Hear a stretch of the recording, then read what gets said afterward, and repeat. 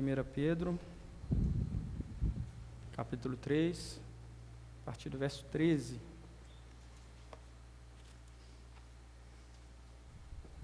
Amém? Diz assim um texto: Ora, quem há de maltratá-los se vocês forem zelosos na prática do bem?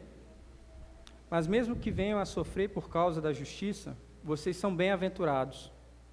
Não tenham medo das ameaças, nem fiquem angustiados. Pelo contrário, santifiquem a Cristo como Senhor no seu coração, estando sempre preparados para responder a todo aquele que pedir a razão da esperança que vocês têm.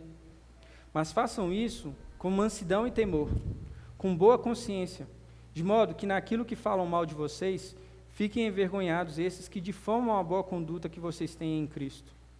Porque, se for da vontade de Deus, é melhor que vocês sofram por praticarem o bem do que praticando o mal. Pois também, Cristo padeceu uma única vez pelos pecados, o justo pelos injustos, para conduzir vocês a Deus. Morto sim na carne, mas vivificado no Espírito, no qual também foi e pregou aos espíritos em prisão, os quais no outro tempo foram desobedientes, quando Deus aguardava com paciência nos dias de Noé, enquanto se preparava a arca, na qual poucas pessoas, apenas 8, foram salvas através da água. O batismo, que corresponde a isso, agora também salva vocês, não sendo a remoção das impurezas do corpo, mas o apelo a uma boa consciência para com Deus, por meio da ressurreição de Jesus Cristo, que depois de ir para o céu está à direita de Deus, ficando-lhe subordinados anjos, potestades e poderes. Amém. Essa palavra de Deus. Oremos. Pai, Senhor, nós nos colocamos diante do Senhor, Pai, em oração mais uma vez, te pedindo, Pai, o Senhor nos ajude e nos guie nessa manhã, Pai. A compreensão correta da Tua palavra, mas não só a compreensão, Pai, mas a absorção dela. Pai, que a Tua palavra entre em nossos corações, encontre uma terra fértil para ela frutificar, Pai. Que ela produza bons frutos em nossas vidas. Pai, que nessa manhã eu não seja um empecilho para o Senhor, Pai, mas um instrumento nas Tuas mãos para comunicar a Tua verdade ao Seu povo, Pai. Assim nós te pedimos, Pai, o Senhor fale conosco, em nome do Seu Filho Jesus. Amém. A gente vive numa era que é chamada de era secular.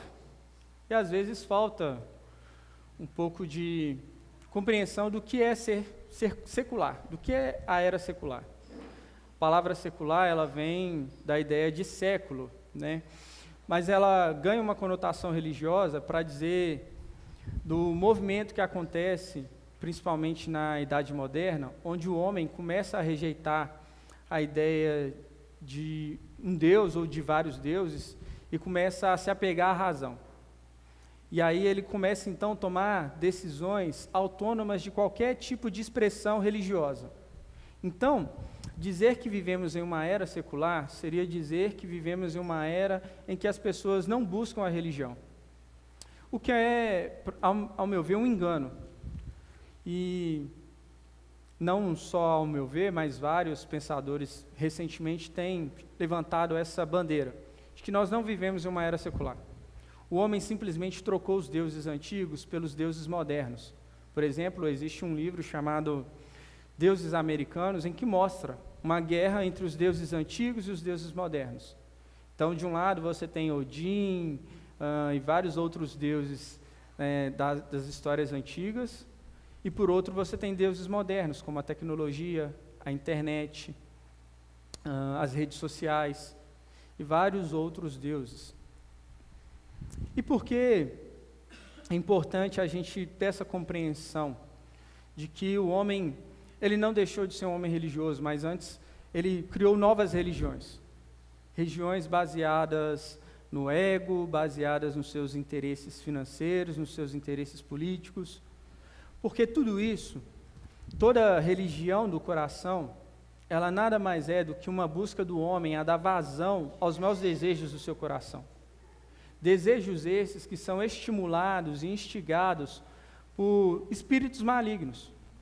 Nós não podemos negar a realidade de que vivemos em uma dimensão da vida em que ela é influenciada por espíritos malignos que nós não vemos, mas que estão atuando, incentivando o homem a dar vazão ao seu pecado. E essa compreensão é muito importante para que a gente possa compreender esse texto aqui e possamos aplicá-lo em nossas vidas de modo correto. Por quê? Porque a gente tem que lembrar que a nossa guerra nessa terra não é contra a carne nem contra sangue, ou seja, não é contra pessoas especificamente, mas contra principados e potestades, ou seja, a atuação maligna neste mundo. E é porque esse mundo tem uma atuação maligna que governa ele, por assim dizer, é que homens bons, pessoas justas, honestas, podem sofrer. Sofrer por praticarem o bem. E esse é o ponto aqui que Pedro quer levantar. Veja, na semana passada, Tiago nos expôs aqui como o apóstolo Pedro incentiva os irmãos a viverem dentro da estrutura romana, né? Casamento, servilismo e também educação dos filhos e tal, de um modo diferente, um modo guiado pelo reino de Cristo. E aí ele vai apresentar, por exemplo, a ideia de que o servo deve servir ao seu senhor, mesmo que aquele senhor seja um senhor mau, seja alguém que o maltrate, seja desonesto com ele. Vai falar sobre as mulheres servirem aos seus maridos, mas também os maridos igualmente tratarem elas com respeito e honra, subvertendo toda a estrutura romana daquela época. Mas agora Pedro ele quer alertar esses irmãos. E esse alerta serve para nós também. Ele começa com uma pergunta retórica, né? Ora, quem há de maltratá-los se vocês forem zelosos na prática do bem? Como se ele esperasse que todo mundo concordasse, realmente, né? Quem vai ser capaz de fazer o mal para uma pessoa que faz o bem? E à primeira vista, todos nós temos a tendência a concordar com Pedro. E pensamos, olha, se eu praticar o bem, se eu for honesto, correto, e seguir os mandamentos do Senhor, nenhum mal virá sobre mim, afinal de contas eu estou fazendo o que é correto, o que é digno. Mas Pedro faz um alerta. Que alerta é esse?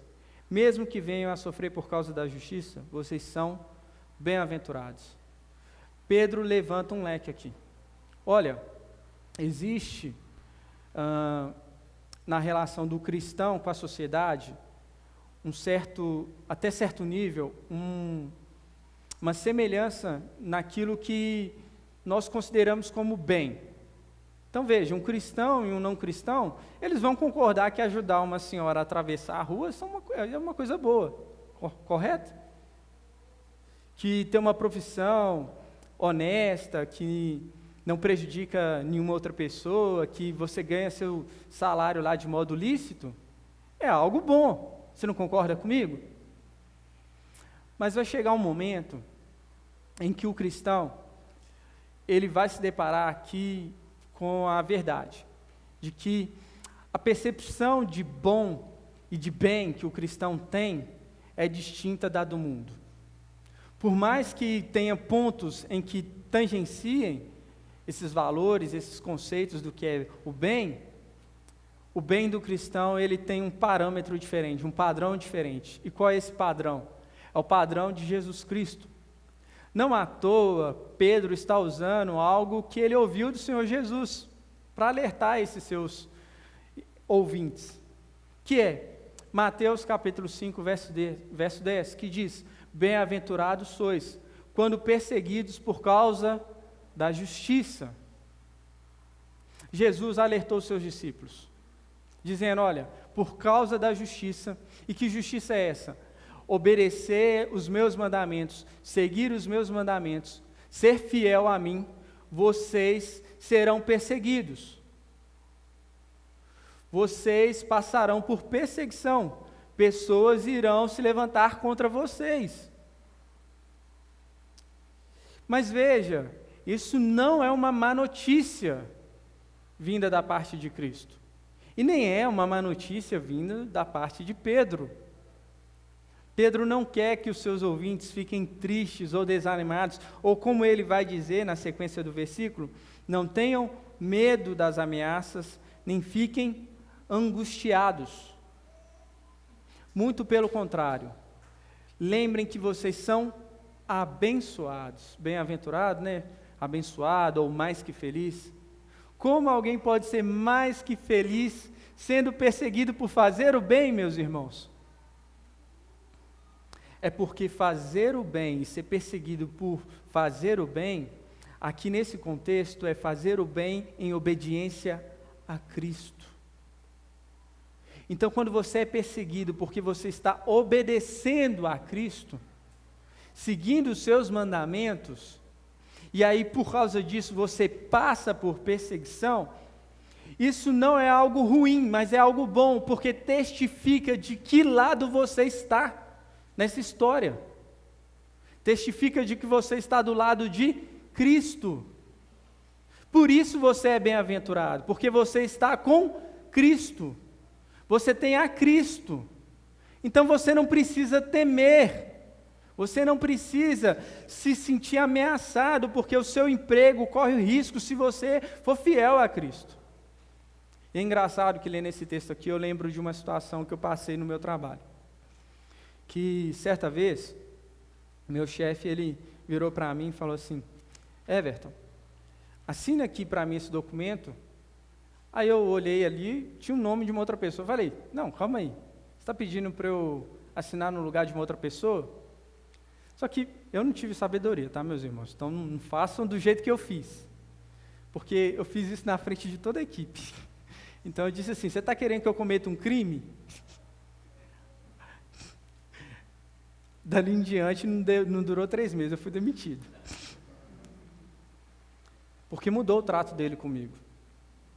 Lógico, eu poderia ter sido mais sábio e passar pela situação de outro modo. Falar com ele, puxar ele no canto e conversar com ele, falar: olha, não vou fazer isso porque isso é um crime, isso fere minha consciência.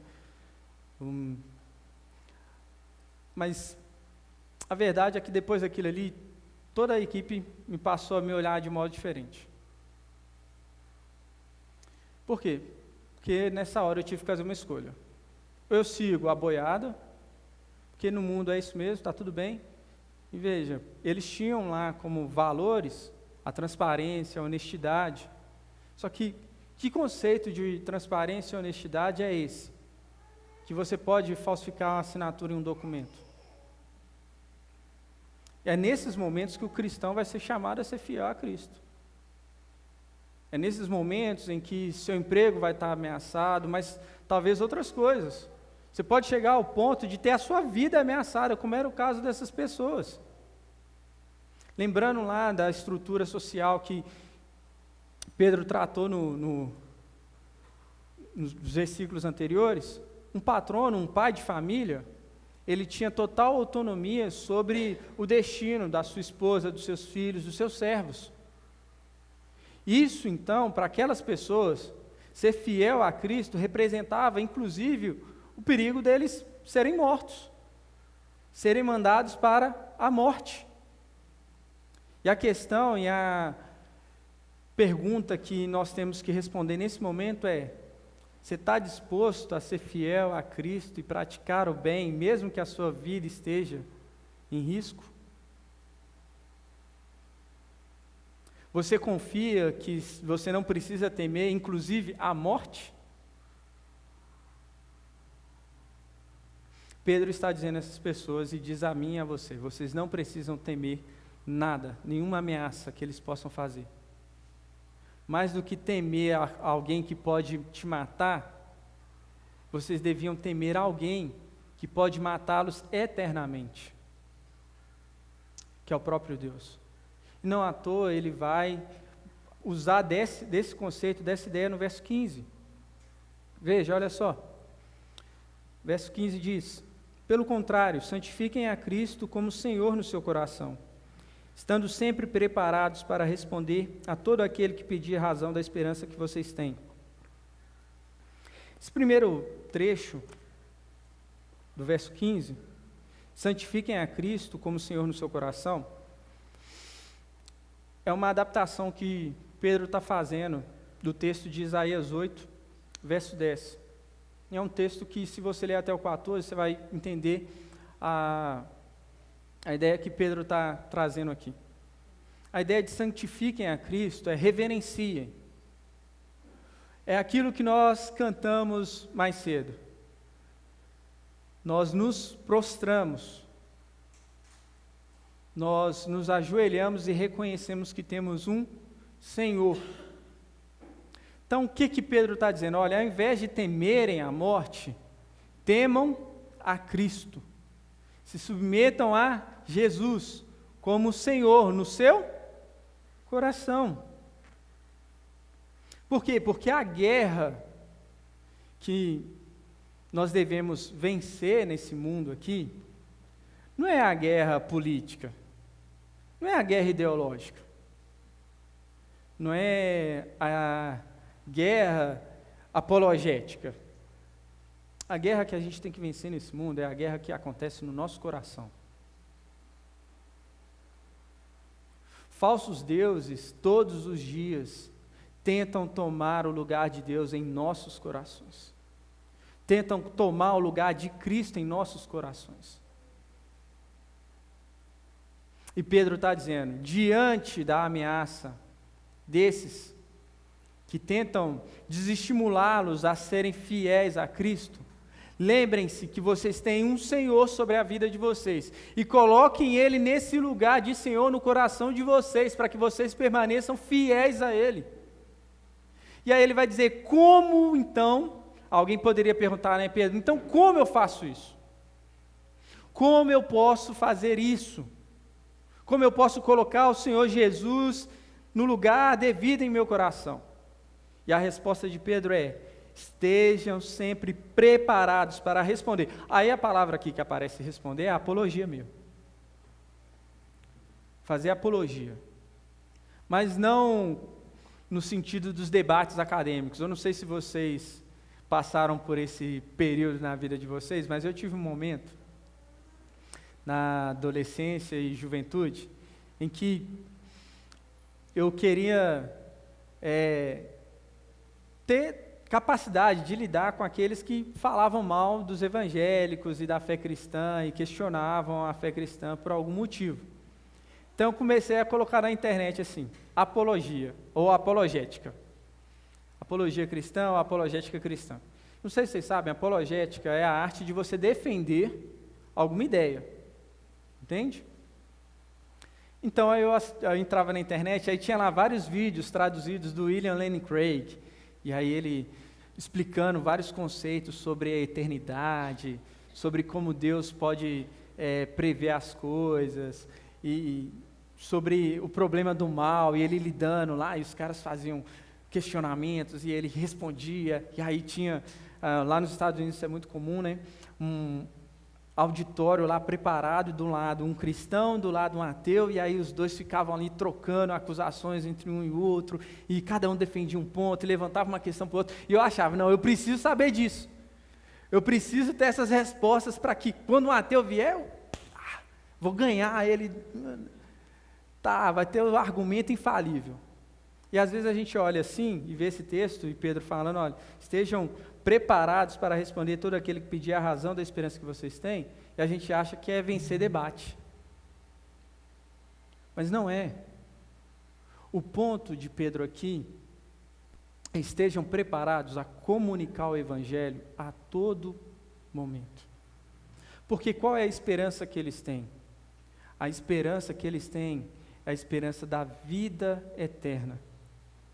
Isso, toda vez que a gente lê aqui a primeira carta de Pedro, a gente tem que ter essa consciência. Pedro tem uma mente escatológica.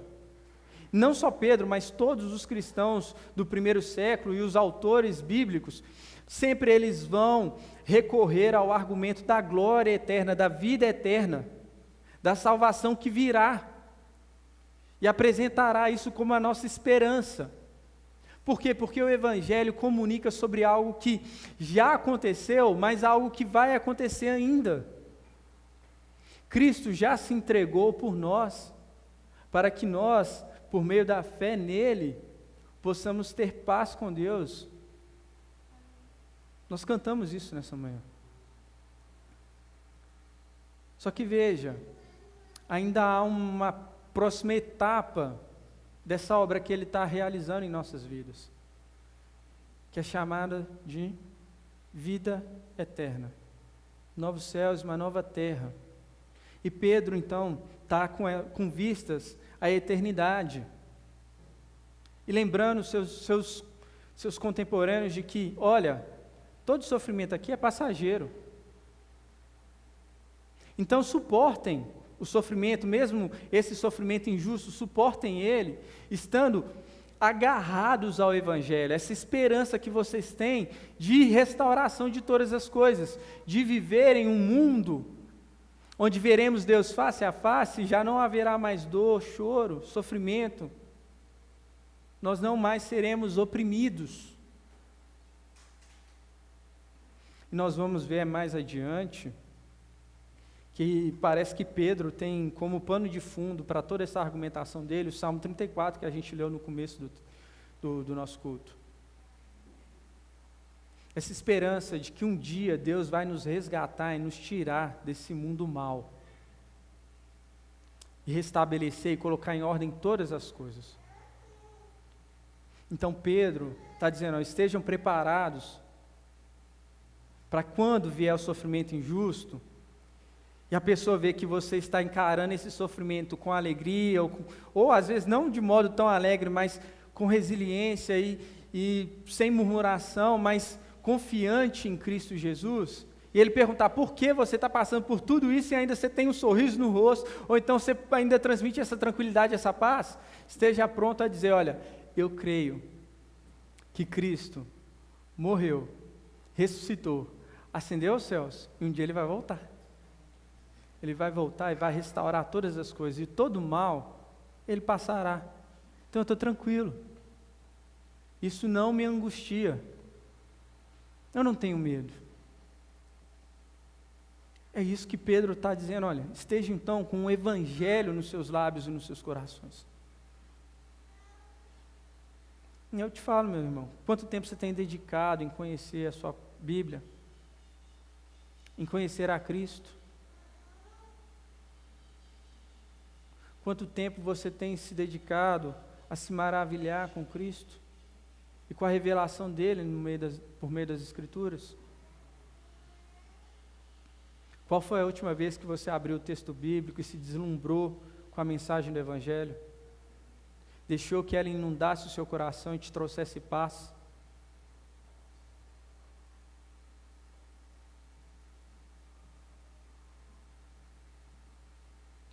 Eu tenho para mim, se a gente dedicasse mais tempo em conhecer as Escrituras, em conhecer nosso Senhor, e buscasse ser fiéis àquilo que Ele tem nos ensinado, nós realmente, diante do sofrimento, e principalmente do sofrimento injusto, a gente não entraria em desespero. Quem me conhece sabe que sou muito sistemático e gosto de ter as coisas sob meu controle. E uma das coisas que me tira um pouco o sossego é quando as minhas finanças não estão indo bem. Eu tenho a tendência a ficar ansioso. E nos últimos meses, devido a algumas decisões que eu tomei, tendo em vista o bem da igreja, o servir a igreja, eu tenho passado por algumas dificuldades nessa área. Calma que Deus tem provido, tá, meus irmãos? Então não precisam, não, que pena, não é isso. O objetivo aqui não é que você tenha pena de mim. É que você se coloque no meu lugar e olhe para a sua vida e perceba aonde você é tentado a negar a Cristo, a se entregar aos temores e medos. Eu sou tentado nessa área, de ter que confiar que Deus vai prover o recurso. E não ficar ansioso por causa disso. Não perder a saúde por causa disso. Não perder uma noite de sono por causa disso. Então, lendo esse texto, eu percebi. Está faltando colocar Cristo no devido lugar. nessa área da minha vida? Qual é a área da sua vida em que Cristo não está sendo o Senhor e por isso você está se entregando aos medos, os temores?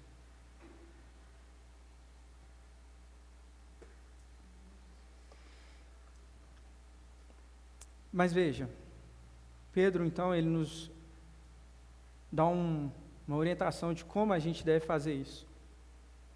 Façam isso com mansidão e temor, com boa consciência, de modo que naquilo em que falam mal de vocês, fiquem envergonhados esses que difamam a boa conduta que vocês têm em Cristo.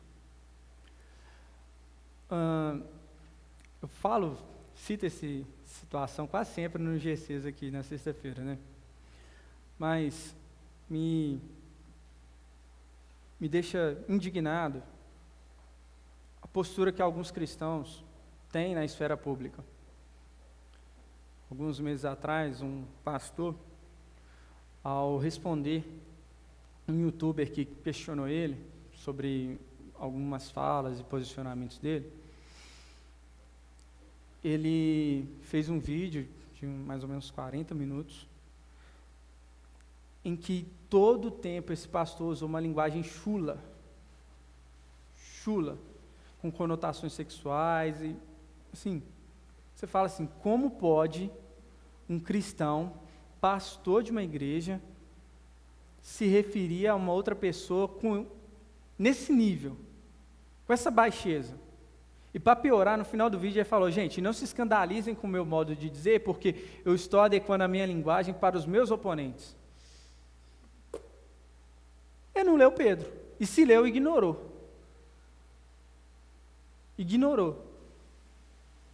Porque o desafio para o cristão é, diante da oposição, e às vezes oposição injusta, continuar agindo de modo justo. Mas não só isso, com mansidão e temor, que a gente poderia traduzir por duas outras palavras que a gente conhece com mais tranquilidade: humildade e respeito. Humildade e respeito.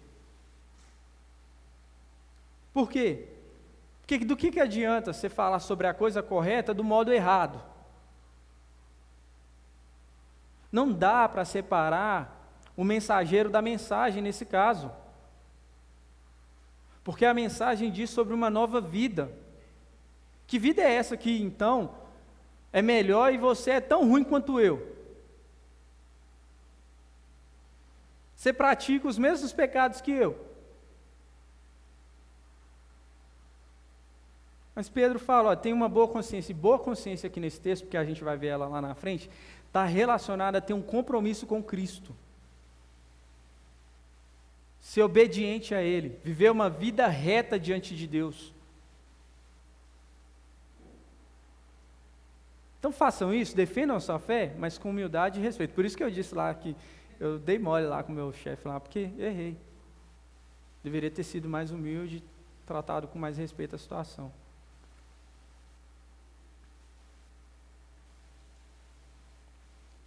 E vejam, lembra que eu falei que Pedro está pensando na eternidade? Ele usa assim, de modo que naquilo em que falam mal de vocês, fiquem envergonhados. Quando você lê isso aqui, principalmente na Bíblia, você tem que ter muito cuidado ao ler a palavra envergonhado na Bíblia. Porque normalmente, a maioria das vezes, ela não está falando de um sentimento. Eu sinto vergonha, por isso eu não falo em público. Ele não está falando disso. Está falando de derrota. A derrota que um rei tem em uma guerra. Então, essa é a linguagem que a Bíblia usa para falar de um exército que foi derrotado. E não só isso, ela usa essa palavra para falar sobre aqueles que serão condenados. Eles serão envergonhados diante de Deus. Então olha como Pedro então está chamando a consciência deles para a salvação em Cristo. De modo que naquilo em que falam mal de vocês, fiquem envergonhados. Ou seja, em outras palavras, a perdição deles, a condenação deles fique evidente. permaneçam fiéis a Cristo, mesmo diante do sofrimento injusto, defendendo a sua fé, ou apresentando o Evangelho ao outro, com respeito e humildade, para que a perdição dele fique evidente, seja notória diante de todos os outros. É essa a ideia que Pedro está transmitindo para nós aqui. Então eu peço a Deus que nos ajude, para diante do sofrimento, principalmente o sofrimento injusto, a gente possa permanecer fiel a Ele e ao seu Cordeiro. Mas vejam, verso 17, Pedro vai dizer que é melhor sofrer por praticar o bem do que praticando o mal. E aqui tem algo que o texto começa a ganhar dificuldade. Por quê? Pedro começa, porque se for da vontade de Deus, é melhor que vocês sofram por praticarem o bem do que praticando o mal.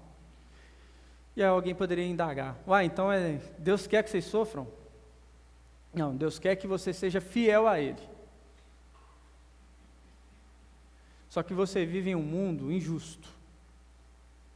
Nós lemos Lucas 16, o Senhor Jesus explicando a parábola do administrador infiel, dizendo sobre esse mundo, que esse mundo é um mundo de riquezas injustas. Por que é? Depois que o pecado entrou nesse mundo, nós, seres humanos, criamos uma sociedade injusta, seja ela qual for. Seja qual for o sistema socioeconômico que essa sociedade adere, é injusto. Não consegue contemplar a justiça. Porque só o reino de Deus pode fazer isso. Então, Deus quer que a gente seja fiel. E aí, porque a gente vive num mundo injusto, Deus quer que você seja fiel, mesmo que para isso você tenha que sofrer. Então essa é a vontade de Deus. Essa é a vontade de Deus, que você seja fiel a Ele, mesmo diante do sofrimento. Não tem como fugir dessa verdade. Porque, como Paulo vai dizer, esse sofrimento aqui ele é momentâneo e passageiro, mas a glória que nos está reservada é infinitamente melhor. E aí, na falta de um exemplo melhor, mais impactante, eu lembro da época que eu namorava com a Samara. Meus irmãos, cada ida à casa dela era um sofrimento. Por quê? Por uma série de fatores. Primeiro, que para chegar lá, eu levava 1h30, depois que eu saísse de casa. Só que, vamos pensar, para sair de casa eu tinha que me arrumar, certo? Então, 30, 40 minutos antes, estava me arrumando. Então, a gente está falando de 2 horas e pouquinho. Mas não só isso. Eu tinha uma séria rejeição dos pais dela. Então, foi muito complicado o relacionamento, porque eu tinha que ir para a casa dela para estar com ela. Mas ali os pais me rejeitavam. E aí era sofrimento danado, né? Mas eu não resisti. Casei com ela. Por quê? Porque eu entendia que valia a pena passar por aquilo ali. Se eu realmente queria estar com ela e casar com ela, valia a pena passar por aquilo ali. Assim, também é o cristão, e de uma forma ainda muito maior, muito superior.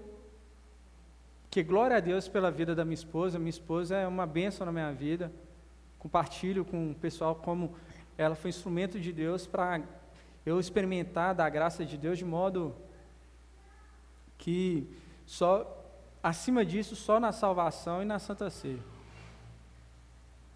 Mas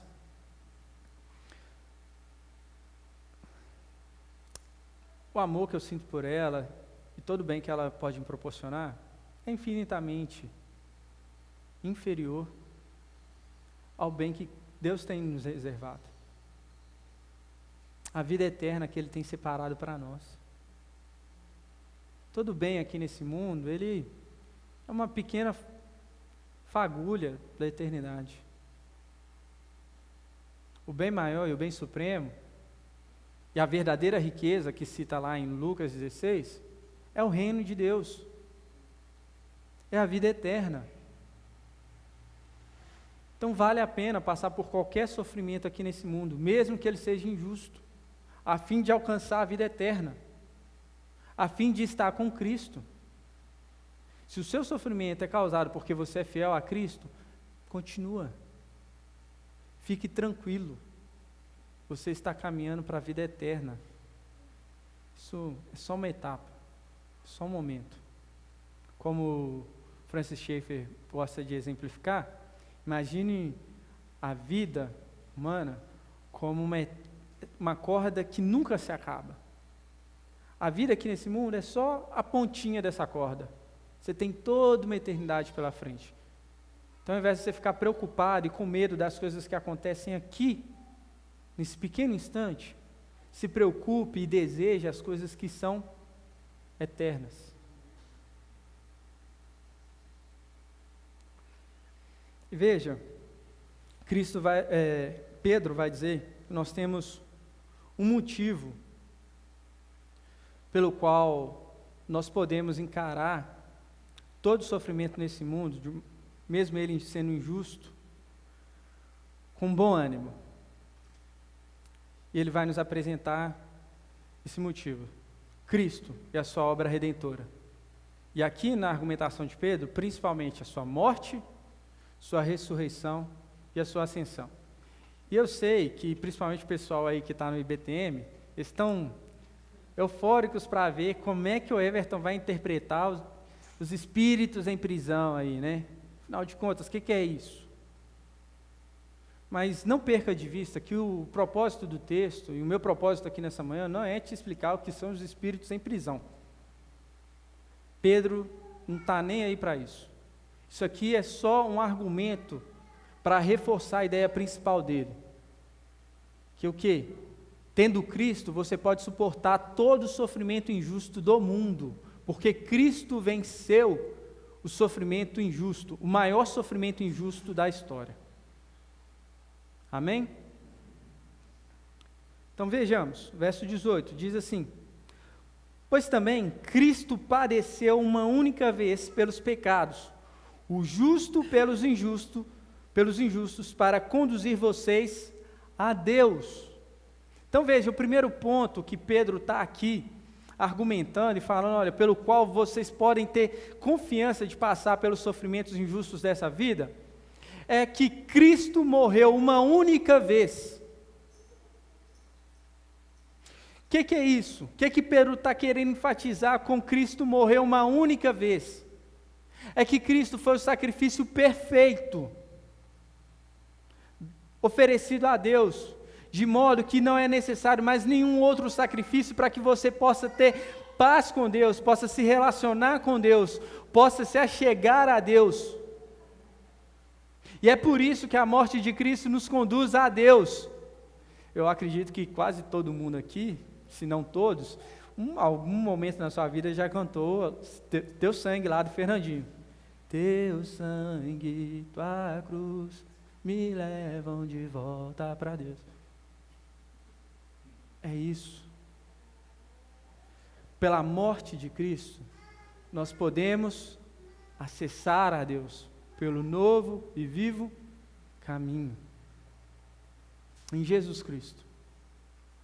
Então não é preciso mais sacrifício, não é preciso que você pratique o bem a fim de alcançar a salvação. Sua motivação não deve ser essa. Por quê? Porque você não vai alcançar e a salvação já te foi oferecida por meio do sacrifício de Cristo. A sua motivação em perseverar, em praticar o bem, mesmo diante da injustiça, é o sacrifício e a morte vicária de Cristo. E veja, Pedro enfatiza isso: o justo morreu pelos injustos. É como se ele desse um lembrete ao seu povo: olha, vocês estão reclamando da injustiça que vocês estão vivendo, Mas lembrem-se, vocês eram os injustos nessa brincadeira toda aqui. E qual foi a postura de Cristo?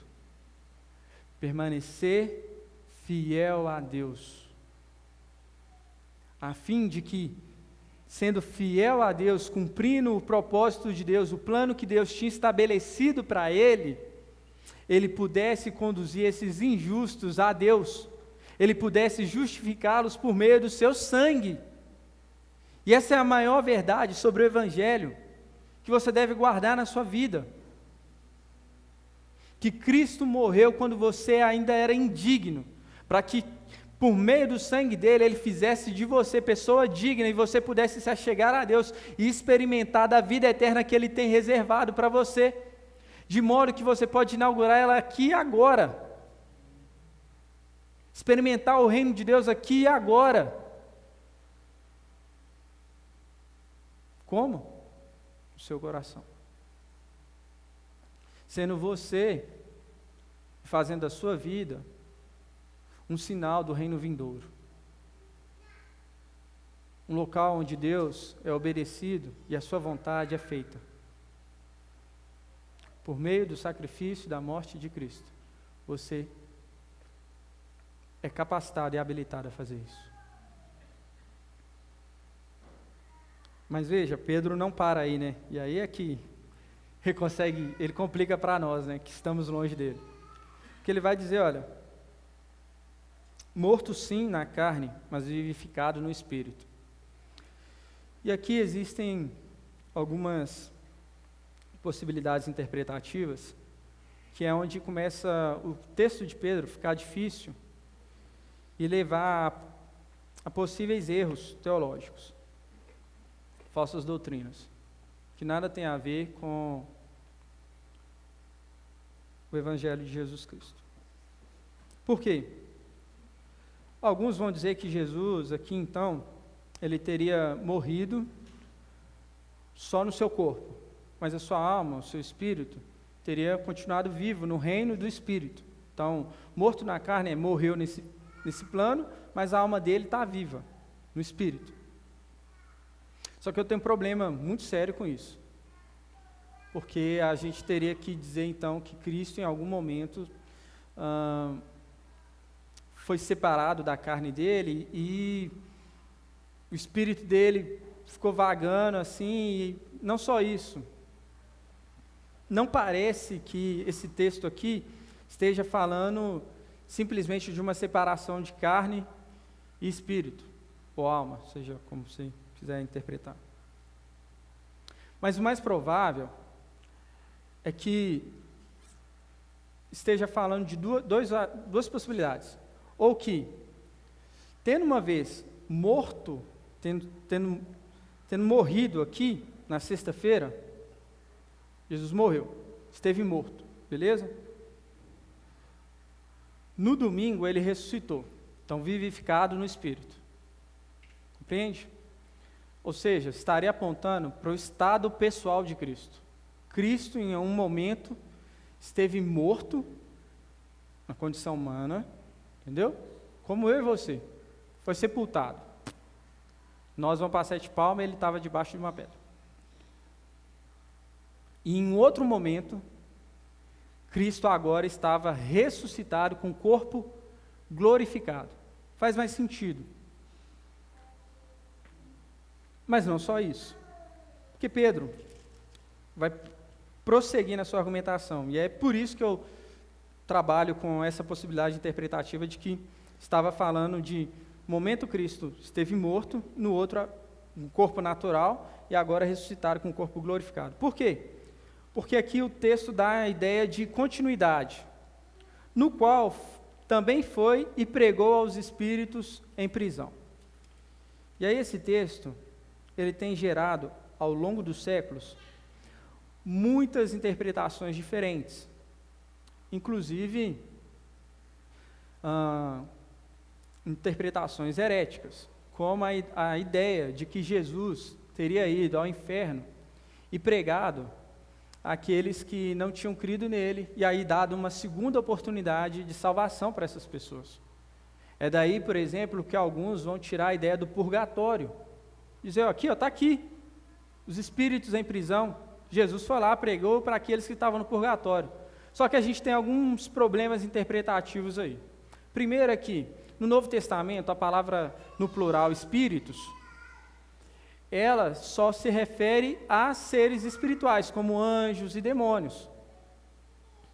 E segundo, nenhum texto bíblico, principalmente no Novo Testamento, apresenta seres humanos presos numa dimensão espiritual. Somente espíritos. Por exemplo, o Apocalipse vai dizer, lá depois do milênio, que Deus, ele prende Satanás, aprisiona Satanás. Então, a gente já, só pelo texto bíblico, a gente já teria esse problema. Só que não para por aí. O texto vai dizer que esses espíritos em prisão são aqueles que, noutro tempo, que tempo? Na época de Noé, foram desobedientes a Deus. Isso é uma referência a Gênesis, capítulo 6, versos 1 ao 8, em que fala que os filhos de Deus, eles começaram olharam para as mulheres, as filhas dos homens, e começaram a cobiçar elas e tomaram esposas para si. Só que não bastasse isso, existe e existia naquela época de Pedro, uma tradição que começou de forma oral, depois foi escrita, se perdeu por alguns séculos e depois foi recuperada nos últimos séculos agora, que diz respeito a Enoque, o sexto descendente de Adão. Enoque, você lê lá capítulo 5 de Gênesis, versos 21 a 24, se não estou enganado, 20 a 24, vai falar que esse Enoque, ele andou com Deus e ele já não foi mais visto, porque Deus tomou ele para si. E aí na tradição judaica, uma tradição mística lá dentro do judaísmo, surgiu-se uma ideia de oráculos de Enoque, que seriam visões que Enoque teria tido, ou que profetas teriam tido a respeito das experiências que Enoque teve. E nisso você tem o primeiro, segundo e terceiro Enoque. São série de livros que contam esses relatos. E veja, por que a gente tem muita dificuldade interpretativa com esse texto? Porque esses textos, eles começaram a ser compilados 3 séculos antes de Cristo, mas eles se perderam logo ali entre o século V, VI, até o VII. Já não se ouvia mais falar desses textos. E aí, com a descoberta dos manuscritos de Qumran, nos últimos séculos, é que foi se retomada o estudo desses textos, porque lá tinham cópias desses textos. E por que eu estou contando tudo isso para vocês? Porque lá relata uma visão que Enoque teria tido sobre esse acontecimento de Gênesis. Que esses anjos caídos, eles não só teriam tomado as mulheres, mas teriam ensinado os homens a praticar maldades ainda maiores do que os homens já provocavam. Ou seja, é aquela noção de que eles estavam instigando os homens a serem cada vez mais maus. E aí, como Deus vê a maldade do homem crescendo cada vez mais, Deus resolve então enviar o dilúvio. Só que nesse contexto em que a maldade do homem está crescendo e que Deus resolve enviar o dilúvio, o texto diz no verso 8, lá Gênesis 6, verso 8, diz que Noé encontrou graça diante de Deus. Então Pedro está retomando essas ideias, todas essas ideias aqui, que provavelmente o povo conhecia naquela época, mas não só isso. A Ásia Menor é conhecida por ter pelo menos 4 relatos sobre o dilúvio de Noé. Ou seja, Noé provavelmente era uma figura muito conhecida daquele povo. Então, Pedro, sabendo que o povo tinha todo esse pano de fundo ali na consciência, no imaginário deles, ele então levanta, olha, essa bola. Então, Cristo foi e pregou, né? Como é que diz o texto aqui? Vamos ler aqui, para não falar bobagem. No qual também foi e pregou aos espíritos em prisão. E aí aqui, espíritos em prisão, seriam esses espíritos malignos mesmos, que estimularam os homens a pecar lá, e que tomaram as mulheres para si. em Gênesis 6. Mas o que Cristo pregou a eles? Perdão? Não. Porque, por exemplo, o livro de Enoque vai dizer que esses espíritos pediram a Enoque para interceder junto a Deus. Olha, pede a Deus para perdoar a gente lá, e Deus falou: não. Vocês nunca serão, pela eternidade, vocês não serão perdoados. E Deus teria aprisionado esses espíritos. Então, Pedro está usando essa referência. E aí, por que então faz sentido que sejam esses espíritos? Porque no verso 22, Pedro vai dizer que Deus colocou Jesus Cristo acima desses espíritos. E veja, a maldade humana é estimulada por ação demoníaca. A gente não pode negar isso. A gente não pode negar isso. E aí Pedro está dizendo: olha, por mais que então vocês estejam sofrendo injustamente, e a gente saiba que isso aí se deve à influência maligna que existe na nossa era, e existia lá e existe hoje, fiquem tranquilos, porque como Cristo ressuscitou dos mortos, vocês também estão em uma posição mais elevada do que esses seres. Então, qualquer mal que eles possam fazer para vocês é pequeno, porque até o mal que eles fazem debaixo do senhorio de Cristo.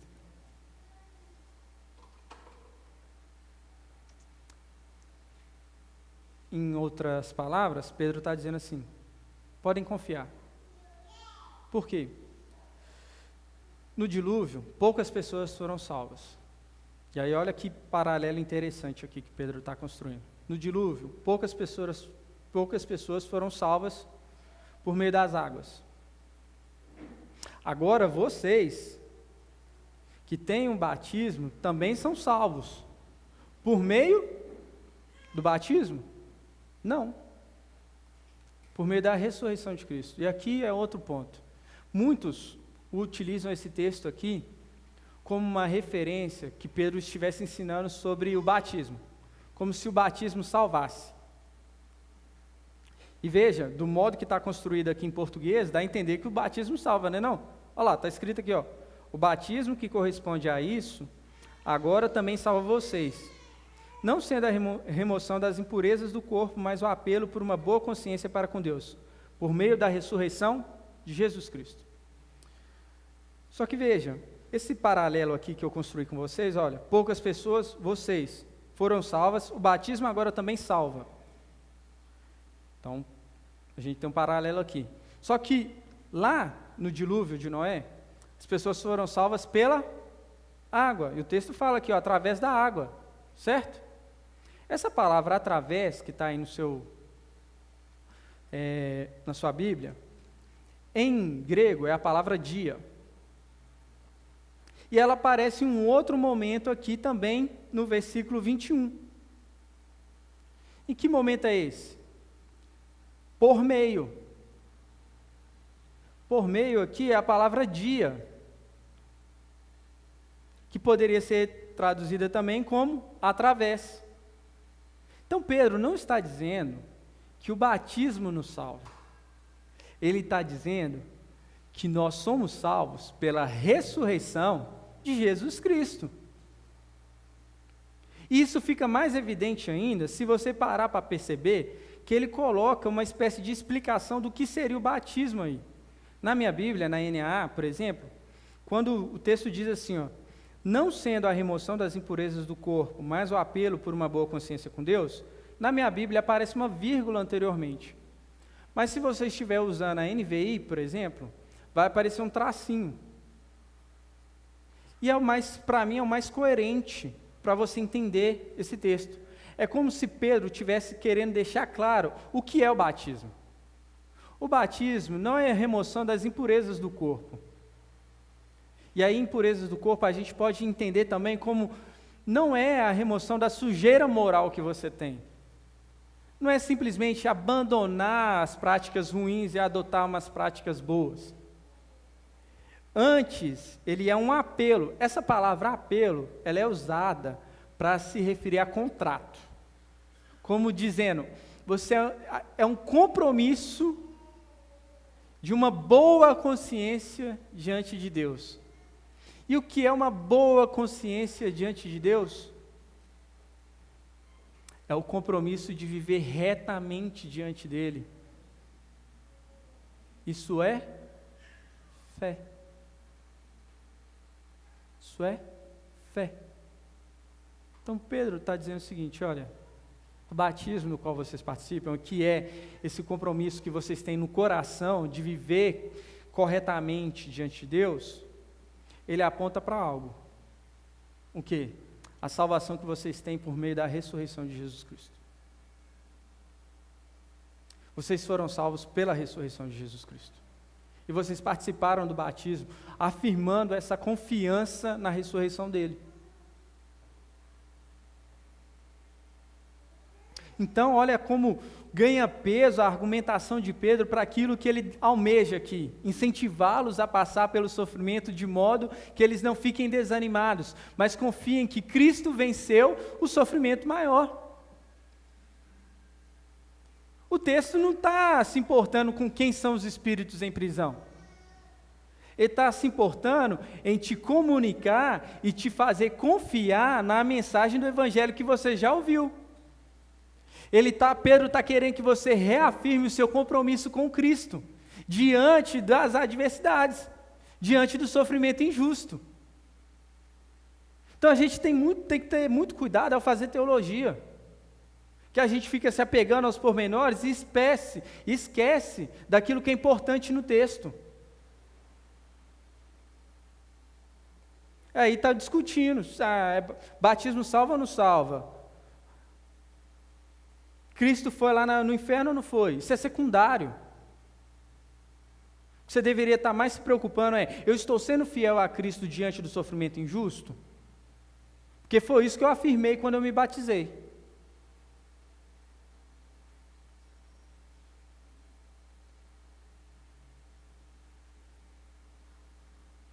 Mas veja, a mensagem não é só uma mensagem de confronto, mas é de conforto.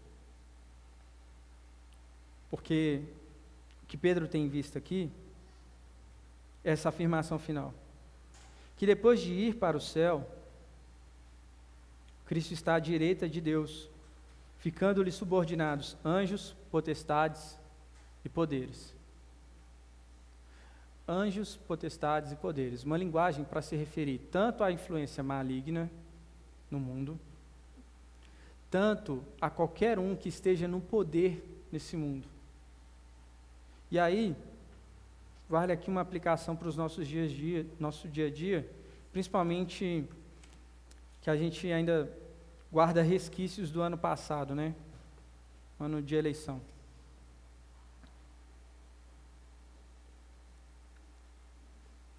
Ano passado, período eleitoral, no púlpito eu disse, né, eu sou um ateu político. E alguns irmãos não entenderam muito bem, tive que depois explicar isso aí para eles. Mas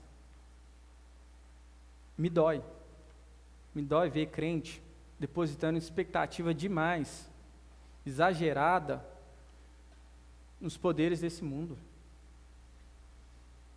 em governantes, sistemas sociais, econômicos, políticos.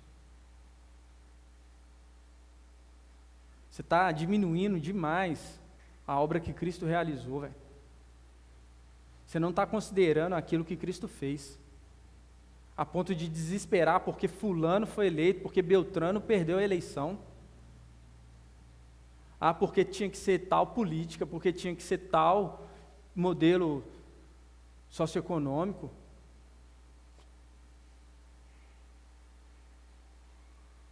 Pedro está dizendo, Cristo está governando sobre todas essas coisas. Ele está acima delas. Você não deveria temer quem está no poder.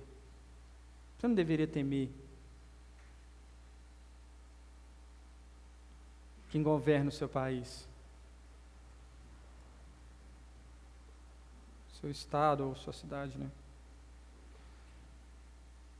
Mas antes você deveria temer e saber quem está à direita de Deus.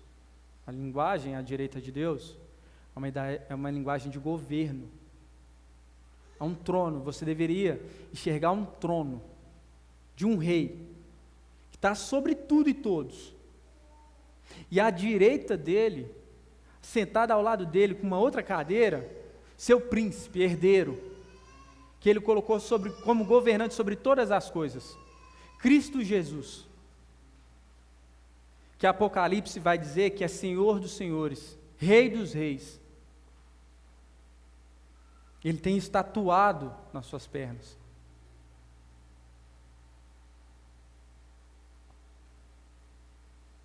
E, já que eu citei Apocalipse, a mensagem de Apocalipse é essa. Olha, eu tenho algo para a minha igreja. 7 cartas. Cristo orientando tudo o que Ele espera da sua igreja. E aí, todo o restante da narrativa, juízo, maldade humana, tudo aquilo lá, é para mostrar que Deus, mesmo com a maldade humana se intensificando cada vez mais, a perseguição contra o povo de Deus aumentando cada vez mais no mundo, Ele ainda está governando todas as coisas. E no final da história não vai ter uma guerra, não vai ter uma batalha. O cavaleiro do cavalo branco passa, mata os inimigos dele, Deus do céu manda fogo sobre Satanás, aprisiona ele no lago de fogo e enxofre. Você está duvidando? Lê lá Apocalipse 19, 20 e 21. Deus manda o mar, a terra devolverem seus mortos, Ele julga os mortos, aqueles que não têm os livros, o nome escrito no livro da vida, vão para o lago de fogo e enxofre junto de Satanás, a besta, a prostituta e o falso profeta. E aqueles que têm seu nome escrito no livro da vida, que são aqueles que perseveraram, que permaneceram fiéis a Deus, mesmo diante da perseguição, esses Ele dá uma coroa, Ele dá uma pedra com um novo nome, Ele dá uma roupa resplandecente, de linho fino. É essa a linguagem. E a gente começou o culto lendo o Salmo 34. A gente leu versos 1 ao 10, né? E veja como Pedro tem tudo isso, a expectativa de Deus resgatando o seu povo da opressão, do sofrimento injusto por trás. Ele tinha esse Salmo 34 muito por trás do seu raciocínio. Eu quero que a gente leia o restante do verso 34, do Salmo 34.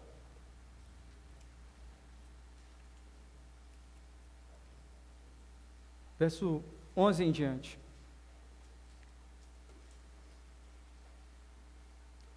Veja se essas palavras aqui não ressoam com o ensino do apóstolo Pedro.